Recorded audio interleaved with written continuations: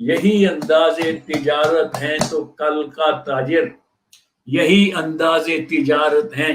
अगर व्यापार के यही ढंग हैं तो कल का ताजिर, कल का व्यापारी, कल का दुकानदार किरार क्या करेगा? बर्फ के बाट लिए धूप में बैठा होगा। ओ हो बिल्कुल नया अछूता ख्याल। हमारे बाद हमें ढूंढने चली दुनिया, जले चिराग मगर देर से चिराग जले वाली बात है, बाद में ढूंढते फिरेंगे। इत्था भी राणा हा कोई, पीछे पुछ दे रहे वे सो, इत्था भी राणा हा कोई। तो मैं घूमता घूमता एक दुकानदार के पास गया। उसने कहा जी यहाँ आगे इस गली में, हम बचपन में मेरे दादाजी जो थे वो तो जहांगीर में ही बात करते थे जी। उन्होंने बोलना पक्खा चतरैत कर।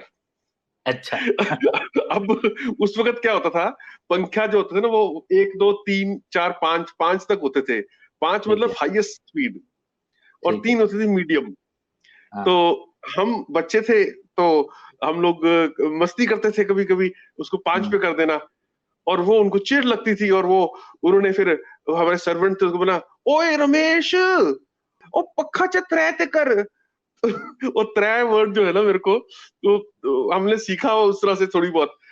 राणा साहब, पिछले वीडियो में हमने आपकी उर्दू शायरी, शायरों के बारे में जिस किताब का जिक्र किया था, उस किताब को लिखते हुए आपको ना जाने सैकड़ों या हजारों किलोमीटर का सफर कई बार करना पड़ा होगा, जाहिर सी बात है। मुझे एक चीज समझ ही नहीं आती, या ये कह लीजिए कि मैं जब इसके बारे में डॉक्टर मोहित गुप्ता जो मेरे शहर के हैं, मैंने उनसे जब जिक्र किया तो उन्होंने मुझे बताया कि केशव, राणा प्रताप गन्नौरी ने वो किताब यूं चुटकी में नहीं लिख ली थी। उसके लिए उनको ना जाने कितने दिन, कितने महीने और कितने साल उन्हें देने पड़े, और वो देने के पीछे क्या क्या उन्होंने किया होगा, वो उन्होंने सफर किया। उन्होंने लोगों को तब कांटेक्ट किया, तब उनसे संपर्क किया जब लोगों के पास टेलीफोन्स नहीं होते थे, लैंडलाइन तक भी कहीं कहीं नहीं होते थे। तब जब उनसे बात करोगे तो ये उनसे जरूर पूछना, केशव, कि वो इतना बड़ा काम जो कि ना कोई पहले कर सका और ना कोई राणा साहब के बाद कभी कर पाएगा, उन्होंने कैसे कर लिया कि आपने मान लीजिए किसी शायर से संपर्क किया, उनसे वक्त लिया, और वक्त लेने के बाद आप जब वहां पहुंचे, रात हो गई, और रात होने के बाद आप वापस चले गए हो, ऐसा तो नहीं हुआ होगा। आप कहाँ रहे? किसी सराय में रहे, किस धर्मशाला में रहे, कितने दिन तक आप उनके पास बैठे रहे, कितने दिन के बाद फिर से उन्होंने दोबारा बुलाया? तो ये जो था राणा साहब, ये मैं समझ पा रहा हूँ, या हमारे कुछ कुछ एक देखने वाले भी ये समझ पा रहे होंगे कि किसी भी कलमकार को, किसी शायर को बड़ी ही मेहनत, जद्दोजहद और जिद अगर उसके अंदर है तो ही वो ये चीजें कर पाता है। तो राणा साहब, सवाल मेरा लंबा था, इसमें कई सारे सवाल थे, मैं चाहूंगा कि आप जरा तफसील से इसका बहुत बहुत अच्छा और अहम सवाल है ये, महत्वपूर्ण प्रश्न है। ऐसे काम वाकई चुटकी बजाते नहीं होते जी। इस काम को करने के लिए सबसे ज्यादा तो ऋणी में हूं उन शायरों का, उन विद्वानों का जिनके ग्रंथ छप चुके हुए हैं। मैंने उनकी उनकी फेहरिस्त बनाई जी, और उनसे उनकी छपी हुई किताबें मंगाई, चिट्ठी लिख के। टेलीफोन नहीं था जी, कहीं मुशायरे में इकट्ठे हो गए, वहां मैंने खुले तौर पर ऐलान कर दिया, भाई मैं ये काम कर रहा हूं, आपका ताउन चाहता हूं। क्या बात है। उम्मीद है आप मुझे जरूर मदद देंगे और निराश नहीं करेंगे। जी, खुलेआम उनको ऐलान कर दिया, उनकी किताबें मंगा ली, कुछ मेरी अपनी लाइब्रेरी में भी होती थी, तो उनको मैंने पढ़ा, उनके बारे में बायोडाटा लिया और फिर उनके शायरी के नमूने लिए। लेकिन कुछ ऐसी बातें भी हैं जो बड़ी दिलचस्प हैं। मैं वो तो सुनना चाहूंगा। जहां तक बात है कि मैं गया हूं और रात हो गई है और मुझे वहां ठहरना पड़ा है कई कई रातें, ऐसा तो कभी नहीं हुआ। अच्छा, क्योंकि शुरू से ही मेरे हालात ऐसे रहे हैं कि मैं रात को देर सवेर घर लौट आता रहा। ठीक है। लेकिन मैं आपको बताता हूँ, हमारे में आप जानते हैं कि मैं कैथल में रहा हूँ, 27 साल बिल्कुल। कॉलेज में सर्विस की है। बिल्कुल। उन दिनों में ये काम कर रहा था। तो मेरे उस्ताद साहब ने, सरशार साहब ने खत लिखा मुझे कि भाई तुम्हारे कैथल में एक कृष्ण गोपाल मगमूम कवि होते थे, उनका पता करो वो कहाँ है। अब मैं निकला कैथल की बाजार से, दुकानदारों से पूछा कि कृष्ण गोपाल मगमूम नाम का शायर कोई यहाँ रहता था। किसी को क्या पता, किसी को कोई लेना देना। मैं यहाँ बैठा हूँ, अपनी इस कॉलोनी में बैठा हूँ, राना गन्नौरी नाम का शायर यहाँ रहता है, कौन जानता है? कौन जानता है कि उसके बारे में आप यहाँ शूटिंग करने आए हुए हैं? किसी को किसी से कुछ लेना देना नहीं है। हमारे बाद हमें ढूंढने चली दुनिया, जले चिराग मगर देर से चिराग जले वाली बात है, बाद में ढूंढते फिरेंगे। इत्था भी राणा हा कोई, पीछे पूछ दे रहे वे सो, इत्था भी राणा हा कोई। तो मैं घूमता घूमता एक दुकानदार के पास गया।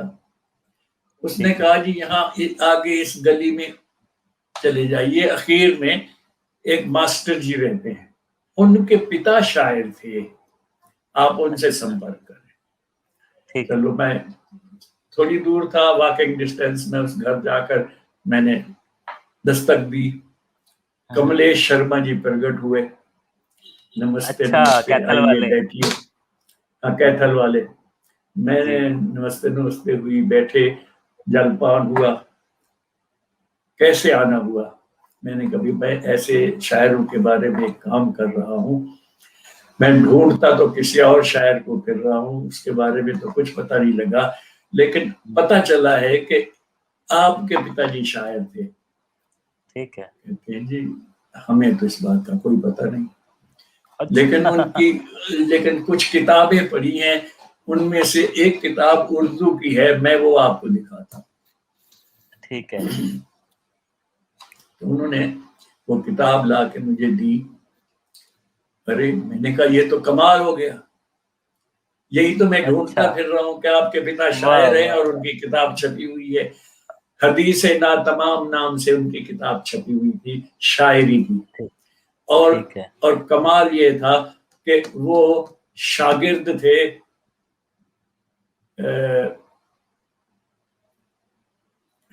अकबराबाद आगरा के एक शायर हुए हैं, उनके शागिर्द थे। अब नाम मेरे ध्यान से उतर रहा है। ठीक है। तो वो सीमाब अकबराबादी। अच्छा। सीमाब अकबराबादी उस्ताद शायर हैं, दाग के शागिर्दों में से हैं। उन सीमाब साहब के शागिर्दों में से कमलेश जी के पिताजी मास्टर देसराज अब्र, अब्र का मतलब होता है बादल, अब्र सिमाबी सीमाब साहब के शागिर्द हैं, और अंदर एक खत भी सीमाब साहब का छपा हुआ लगा हुआ। तो वो किताब मैंने पढ़ी। मैंने कहा ये तो बड़ी नेमत है, ये आप मुझे दे दीजिए। कहते हैं जी आप ले जाइए, हम तो पढ़ भी नहीं सकते कि हमारे पिताजी की शायरी कैसी थी। अच्छा। कुछ दिन के बाद फिर उन्होंने मुझसे गुजारिश की, मैं वहीं रहता था, तो कहा कि एक एहसान आप हमारे ऊपर और करिए, इस किताब को हिंदी में लिप्यंतरण कर दीजिए, इसका ट्रांसक्रिप्शन कर दीजिए, हिंदी लिपि, देवनागरी लिपि में लिख दीजिए, कम से कम हम पढ़ तो सकें कि हमारे पिताजी की ये शायरी थी। कहते हैं आपकी सारी जिंदगी हम आपका आभार मानेंगे। खैर, जैसा कि मैंने कहा, मुझे उर्दू से हिंदी करना और हिंदी से उर्दू करने में कोई प्रॉब्लम ही नहीं है। मैंने कहा मैं कर दूंगा, ये काम मैं करूंगा। मैंने उस किताब को हिंदी में कर दिया और उन्होंने वो किताब छपवा दी। अब वो छपी हुई किताब हदीस ना तमाम मेरी लाइब्रेरी में रखी। तो इस तरह से मैंने उस शायर को ढूंढा। एक हमारे लाइब्रेरियन, कॉलेज के लाइब्रेरियन, डिप्टी लाइब्रेरियन थे, उनके बारे में पता चला कि इनके चाचा जी शायर थे, नहर विभाग में काम करते थे और चाचा जी शायर थे। तो मैंने उनसे कहा, भाई मुझे ऐसा पता चला है, तो अपने चाचा जी के परिवार से मिलाओ मुझे। तो ले गए मुझे, एक ही ऊपर नीचे रहते थे, तो वो घर ले गए अपने। उनसे मैंने निवेदन किया, उन्होंने कई डायरियां उनके हाथ की लिखी हुई मेरे आगे रख दी कि ये उनकी डायरियां हैं जो वो हाथ से लिखते रहते थे, हम तो कुछ जानते नहीं। यानी कि तो पांडुलिपि, पांडुलिपि, हाँ, हाथ से लिखी हुई पांडुलिपि 2-3 डायरियां थी, वो उन्होंने मुझे थमा दी। उनका नाम था हामी कैथली, हामी कैथली, उनका हामी कैथली। तो उनकी वो डायरियां मैं ले आया और उन डायरियों को मैंने पढ़ा, उसमें से छांटा कलाम और फिर एक चैप्टर उनका लिख दिया। उनके बारे में एक लतीफा बड़ा मजेदार है इसमें। हाँ, हामी कैथली साहब के बारे में एक लतीफा है, एक चुटकुला है जो बड़ा मार्मिक है। इनका नाम था मास्टर दास हामी कैथली। जी। मास्टर दास तिवारी हामी कैथली का जन्म 1910 ईस्वी में राम नारायण तिवारी के घर कैथल में हुआ। आपने FA तक शिक्षा प्राप्त की। आप पंजाबी, उर्दू और अंग्रेजी भाषाओं के ज्ञाता थे। आप नहर विभाग में जिलेदार और हेड रेवेन्यू क्लर्क रहे। आप नेक और हमदर्द आदमी थे। हॉकी और वॉलीबॉल के अच्छे खिलाड़ी थे। गाय और कुत्ता पालने के बड़े शौकीन थे। गाय के प्रति आपकी इतनी श्रद्धा थी कि एक बार, सुनने की बात है, ध्यान दीजिए जो मैंने सुनाना है, कि एक बार आपकी अनुपस्थिति में आपके बड़े बेटे ने गाय और 200 रुपए देकर भैंस खरीद कर घर में बांध ली। अच्छा। बड़े बेटे ने गाय बेच दी, 200 रुपए और फालतू दिए और भैंस खरीद लाया। जब हामी साहब लौटे तो आपने भैंस को घर में बंधे देखा, तो पूछा, ये काला धन किसका है, मेरे घर कैसे आया? ठीक है। मजा आ गया मुझे ये बात पढ़ के। वाह वाह वाह। तो इस तरह की बातें हमें शायरों के यहाँ से मिली। एक बार और, एक प्रिंसिपल थे बलबीर सिंह राठी, बड़े अच्छे शायर थे, अब गुजर गए, मेरे हम उम्र थे, मुझसे 1-2 साल बड़े। तो वो पहले गोहाना प्रिंसिपल थे गवर्नमेंट कॉलेज में। मैंने उनको खत लिखा, मैंने कहा, मैं तो आपको गोहाना में ढूंढ रहा हूँ, आप नाहड़ जा बैठे हैं, मैं तज़किरा शोराए हरियाणा पर काम कर रहा हूँ, मुझे कैसे पता चले? तो साहब वो बहुत खुश हुए कि देखो एक आदमी में तलाश है, तलाश है, वो पीछे दौड़ता है। तो उन्होंने जो कुछ मुझे चाहिए था, कलाम, उनका परिचय, वो सब बेचा। और सब महफिलों में जहां जहां कहीं हम इकट्ठे होते तो वो स्टेज से मेरी प्रशंसा किया करते थे कि ऐसी धुन का आदमी है, इस तरह से काम करने वाला आदमी है। कि कोई कहीं चला भी गया है तो वहां भी उसके पीछे खत्तो किताबत करके, किसी तरह संपर्क करके जो चीज, जो तथ्य चाहिए वो जुटा लेता है। एक और, रोहतक यूनिवर्सिटी में अंग्रेजी के प्रोफेसर थे बिमल कृष्ण अश्क जी। जब ये किताब प्रेस में थी, छप रही थी, तब उनकी डेथ हो गई। ओह अच्छा। अब इसमें मैंने शायरों का जन्म तिथि और निधन की तारीखें भी दी हैं। अब किताब अभी छप रही है, तो मैंने चिट्ठी नोट की और तुरंत प्रेस वाले को चिट्ठी लिखी कि फला चैप्टर पर फला शख्स का जो ऊपर परिचयात्मक वो है उसके आगे लिख दीजिए, निधन इस तारीख को, रोहतक। जी जी जी जी। अप टू डेट हो गई ना? हाँ बिल्कुल हो गई। एक और शायर की किताब पर कोई इनाम मिला था, अच्छा। और जो मेरे उसमें नहीं आया था। जिन किताबों पर लोगों को इनाम मिले हैं या और प्रशंसात्मक सर्टिफिकेट मिले हैं, मैंने उनका भी जिक्र इसमें किया है। तो इनाम मिला था मुझे, उसका पता चला, मैंने नोट किया तो मैंने प्रेस में भेजा कि भाई ये एक एक लाइन इसमें और भी डाल दो। डल गई। जब डल के आ गई तो तफ्ता साहब मेरे गले पड़ गए। अच्छा। तफ्ता साहब दिवंगत हो गए। उनका स्वभाव हाँ। था कि वो ईर्ष्या भाव रखते थे। अच्छा। मेरे गले पड़ गए कि मेरे ख्याल में के ऋषि की थी, कुछ के ऋषि का मैंने छाप दिया, और वो कहते थे कि के ऋषि की लेटेस्ट इंफॉर्मेशन दे दी, मेरी इंफॉर्मेशन तो आपने नहीं दी। एक वाक्य और सुनाता हूँ। उर्दू वाली किताब जब छप रही थी, हाँ जी। तो उसमें एक ज्ञान विवेक का चैप्टर है। ज्ञान विवेक बहादुरगढ़ के शायर हैं, कवि हैं, बहुत अच्छे गजल हैं, बहुत अच्छे। उनके पिता भी शायर थे। जब मैं अभी यहाँ 1959-60-61 में मुल्तानी रानी बाग शकूर बस्ती में अपॉइंटेड हुआ था, तब उन विवेक जी के पिता अरमान साहब शकूर बस्ती स्टेशन पर बुकिंग क्लर्क थे। मैं पास में ही रहता था, वो लाइनों के इधर थे, मैं लाइनों के इधर था। मैं जब मन करता था उनके पास जा बैठता था। वो अच्छे शायर थे, मेरी शायरी भी वो पसंद करते थे। सरशार साहब के पीछे से परिचित थे वो, तो सरशार साहब का शागिर्द हूँ मैं, अच्छा शायर हूँ, इस नाते में उनकी मोहब्बत का केंद्र था। जब वो किताब छप रही थी, उससे पहले उन्होंने मुझे एक शेर सुनाया था। बात चल रही थी उनके बेटे की, और बेटे की बात चल रही थी, और एक शेर उन्होंने सुनाया, बड़ा बड़ा खूबसूरत शेर, बड़ा नया ख्याल कि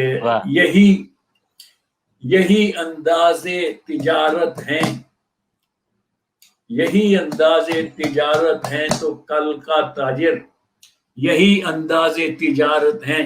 अगर व्यापार के यही ढंग हैं तो कल का ताजिर, कल का व्यापारी, कल का दुकानदार किरार क्या करेगा?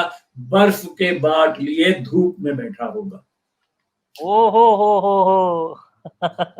बिल्कुल नया अछूता ख्याल, अछूता बर्फ के बाट लिए। इसका मतलब है एक ग्राहक अगर ले गया तो दूसरे को कम मिलेगा क्योंकि बर्फ पिघल गई। बर्फ पिघल रही है, वाह वाह वाह, क्या ख्याल है। बर्फ के यही अंदाजे तिजारत है तो कल के ताजिर बर्फ के बाट लिए धूप में बैठे होंगे। बड़ा अच्छा शेर मैंने ज्ञान विभाग के चैप्टर में डाल दिया कि हमारा नौजवान शायर इतना अच्छा शेर लिखता है। वो 100 इतना बड़ा पेज, 2 सफ़े अरमान साहब का खत आ गया। अच्छा। ओ मेरी गत बनाई उन्होंने, ओ मेरी मुझे डांट पिलाई, मेरी तो तबीयत साफ हो गई कि ये शेर मैंने ये आपको विवेक का शेर थोड़ा था सुनाया था। अच्छा। मैंने कहा बात तो उन्हीं की चल रही थी, आपने ये शेर सुनाया, मुझे बहुत अच्छा लगा, मैंने उनके चैप्टर में डाल दिया। कहते हैं ये तो पाकिस्तान के किसी शायर का है। ओहो, फिर अच्छा। इस किताब में मैंने उसको संशोधन किया है, दुरुस्त किया। हाँ दुरुस्त किया है इसमें। अब देखो आपको बताता हूँ। श्री ज्ञान विवेक श्री प्रीतमलाल अरमान के सुयोग्य सुपुत्र हैं। आपका जन्म 3 जनवरी 1948 को बहादुरगढ़ जिला रोहतक में हुआ। आपने बीए तक शिक्षा प्राप्त की। इस समय fire and general insurance company Delhi में नौकर हैं। आप नियमित रूप से किसी उस्ताद के शिष्य नहीं हैं, किंतु कभी कभी श्री बलजीत सिंह मतीर, यही रहते हैं हमारे पड़ोस में, से मशवरा कर लेते हैं। आपका पहला काव्य संग्रह प्यास की खुशबू उर्दू में प्रकाशित हो चुका है। दूसरा काव्य संग्रह धूप के हस्ताक्षर हिंदी में है। आप एक प्रतिष्ठित कहानीकार भी हैं। आपकी कहानियों का संग्रह अलग अलग दिशाएं प्रकाशित तथा पुरस्कृत हो चुकी है। आपकी भाषा सहज अनुभूतियों, नई अभिव्यक्ति भावपूर्ण होती है। आपकी रचनाएं आकाशवाणी रोहतक से। अच्छा, ये तो हुआ इनका परिचय। पता नहीं मैंने वो इसमें वो शेर छोड़ दिया है, और ठीक है। कहीं मैंने लिखा है कि वो शेर मुझे बाद में पता चला कि इनका नहीं था और पाकिस्तानी शायर का था। तो ऐसी जवाबदेहियां करनी पड़ती हैं, ये कठिनाइयां बिल्कुल, मैं आती हैं। समझ सकता हूँ। बिल्कुल। और इन सब कठिनाइयों में से मैं आप लोगों की दुआओं से हमेशा सुरखरू हुआ हूं। तो शेर सुनो।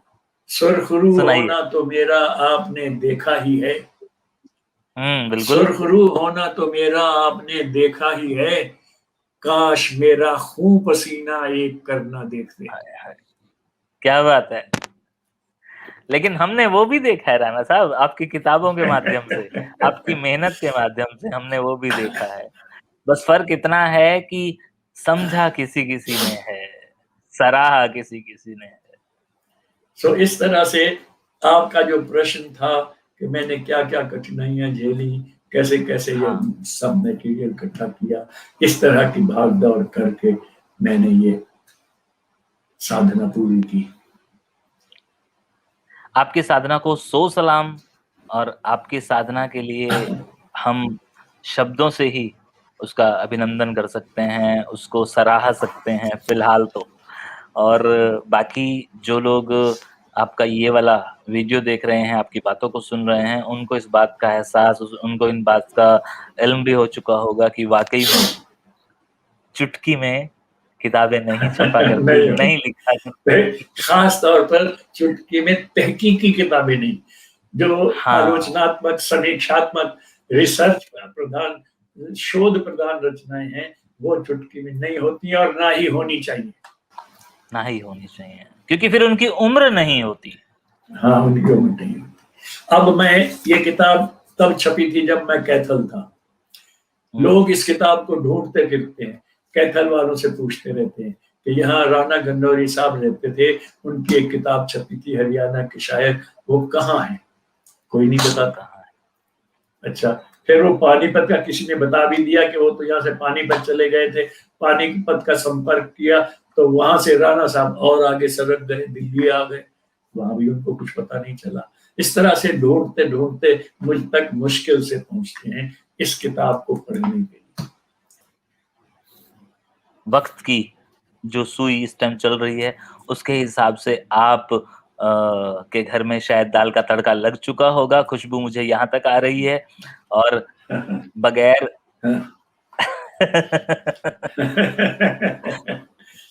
बगैर चुपड़ी हुई रोटी आपका इंतजार कर रही होगी, तो आप जरा नौश फरमाएं और मुझे भी इजाजत दें, ताकि मैं आपकी आज की गुफ्तगू को थोड़ा सहेज लूं, और कल का अगर वक्त आप देंगे तो मैं कल की गुफ्तगू की तैयारी करूं।